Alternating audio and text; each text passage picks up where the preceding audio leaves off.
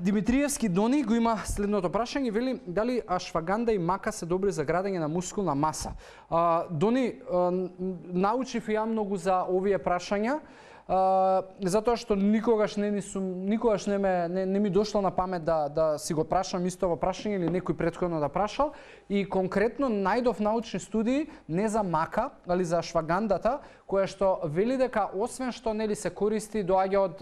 традиционалната нели индиска медицина,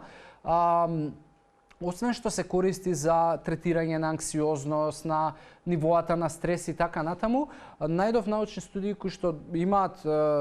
правено, да речеме, се само правени кај мажи,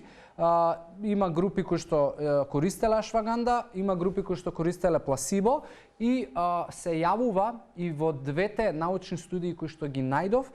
за 1 до 1,7% онаа група која што консумирала ашваганда имала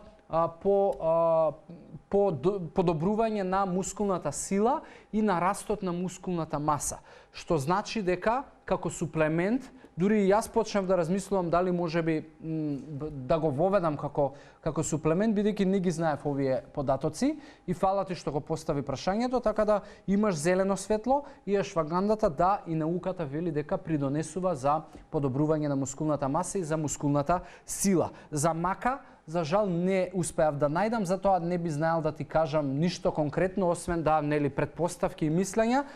не успеав да најдам научни студии кои што ја испитуваат маката.